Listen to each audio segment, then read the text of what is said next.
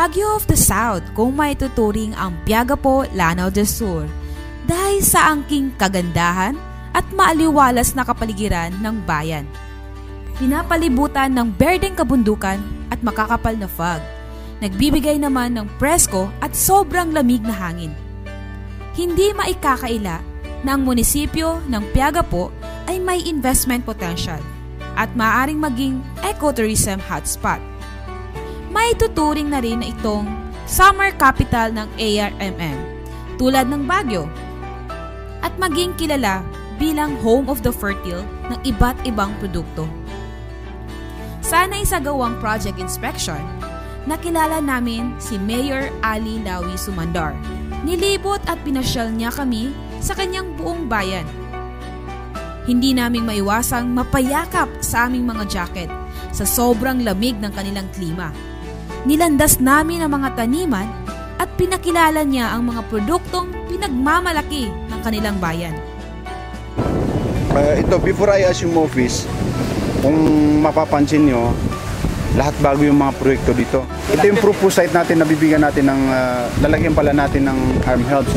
Then ito naman, going ito sa tambo, patungo doon sa may existing na binigay ni Sikloong na proyekto na 10 million. Ito, 20 million ito.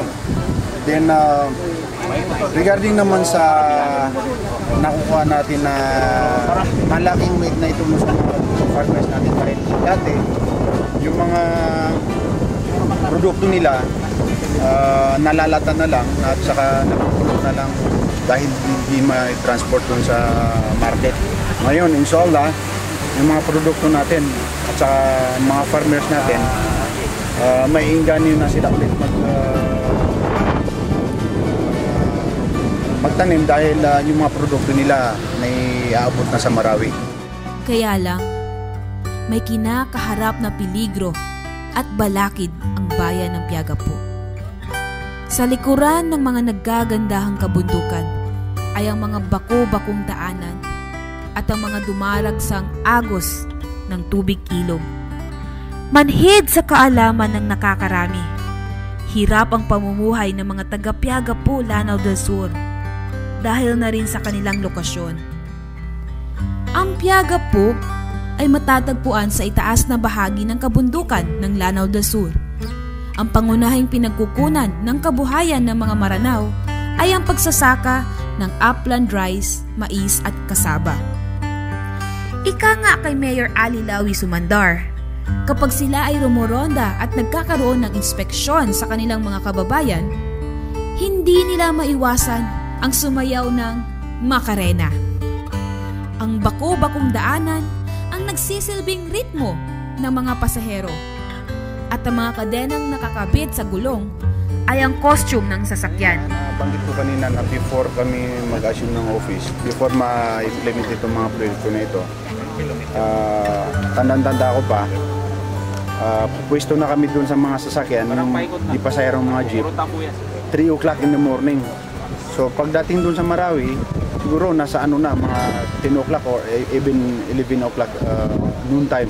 Then babalik kami rito, pwesto ulit kami dun sa terminal, mga 2 o'clock na.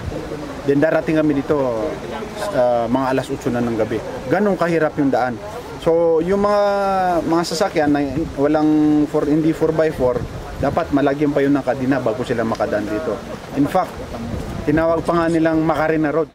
Sa aming paglilibot, ay may nadaanan kaming 2 ilog kung saan hindi inaasahang may malungkot na kasaysayan. Dito, ang history nito, siguro kung doon ako nagkakamali, mga 5 na yung namatay dito. Pag tumataas yung tubig, dahil sa kumpiyansa yung mga tao, nagka-cross sila. So, may 3 kalabaw yata or 2 kalabaw, din isang kabayo na namatay dito, kasama na yung tao. Dagdag pa niya ang malungkot na sinapit ng isang residente kung saan nagbigay ng paalala sa masamang maidudulot ng kawalan ng tulay. There is one time na before ako maging mayor, may namatay na dito sa loob ng sasakyan. Yung babaeng yun,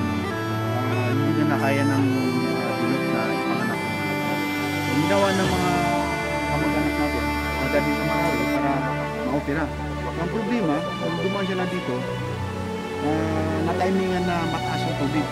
So anong nangyari? Doon na namatay yung babae sa sasakyan. Binigyang diin ni Mayor Sumandar ang mabuting maidudulot ng proyektong infrastruktura sa kanilang bayan. Sa halip na tataas ang ekonomiya, ay kasama na rin dito ang kaligtasan at kalusugan ng kanyang mga kababayan. So kaya yung pasay ko yun, tulong ng regional government, Department sa Kaitiko, pati yung Bagyong, then napakalaking bagay. Hindi lang yung sa economy yung aspect na kinoconsider natin, kasi pati sa health, i-consider natin. Ang panahon ng pighati ay napalitan ng liwanag. Liwanag ng pag-asa sa pag-angat ng kabuhayan. Kabuhayan na magbibigay sigla sa kaunlaran ng Piagapo. Hinandugan ng 4 na proyekto ng provincial government sa ilalim ng Memorandum of Agreement sa regional government sa tulong ng DPWH-ARMM ang bayan ng Piagapo. Isa na rito ang pagkongkreto sa kalsada ng Sagyaran-Radapan na may habang 5 kilometro at pinundohan ng 70 milyong piso. From the municipality of Piagapo going to MSU. So MSU, around 50% going around town, going to Balintong sa Kansas. 2016, meron ditong funded na Wato Pantauragat Road. Mag-link itong Piagapo going to Lanao Norte. So dire-diretso na. So yung mga tao dito pwedeng pumunta ng Iligan through that road. Napapas ng city ng Iligan City. Diretso na. Tapos going to Zamboanga, going to Cagayan de Oro. Mas mabilis. Ayon kay Mayor Sumandar, makakatipid ang mga magsasaka ng 50 sentimos bawat sako sa mabilis at maingat na pagdala ng kanilang produkto sa Iligan at Marawi. Dagdag pa rito ang mga proyektong tulay ng Radapan Olanggaw, kalsadang Tambo Olanggaw at Tambo. Ang mga proyektong ito ay pinaglaanan ng humigit kumulang mga 50 milyong pisong pondo. Ipinaalam na rin ang mga susunod na mga proyekto sa taong 2016. Ayon kay Secretary Don Mustafa Loong, sa kanilang pag-uusap ni Mayor Sumandar, masasabi niyang, "It's more fun in Piagapo.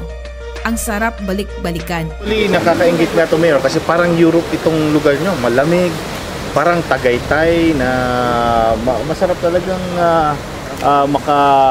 kahit makabisita lang dito, napaka-refreshing. At ngayon, at least gawa na yung daan. At least yung mga tao dito pwede nang pumuntang Marawi, Iligan, at manirahan pa rin dito. Ngayon, hindi na kailangan ng spikes na tire. Pwede ng kahit motor, pwede na sila umakyat. Kasi medyo elevated yung mga daan dito eh. Oo, elevated talaga. Kung di ako nagkakamali, mga about more or less mga 100 meters. 100 meters from the level ng lake. Oo. Bakit? At sa outstanding leadership ni Mayor Engineer Ali, at least Thank you very much. hopefully maging tourist attraction na rin ito. Sana. So excited kami makabisita rito na gawa na yung daan at gawa na yung armhouse. Sana, inshallah.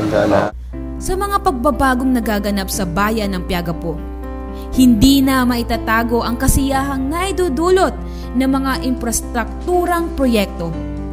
Ang dating sayaw ng Macarena ay napalitan ng musikang masaya at puno ng pag-asa. Gumanda na bang buhay dito? Maganda-ganda na. Amen.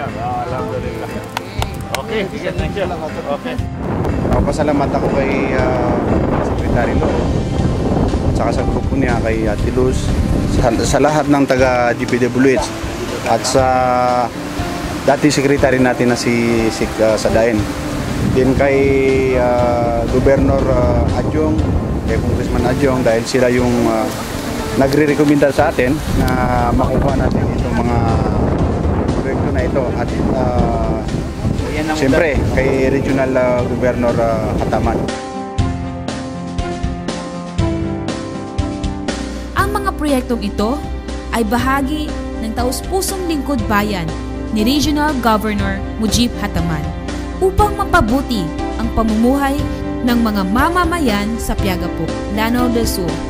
Hatid sa inyo ng DPWH on the road.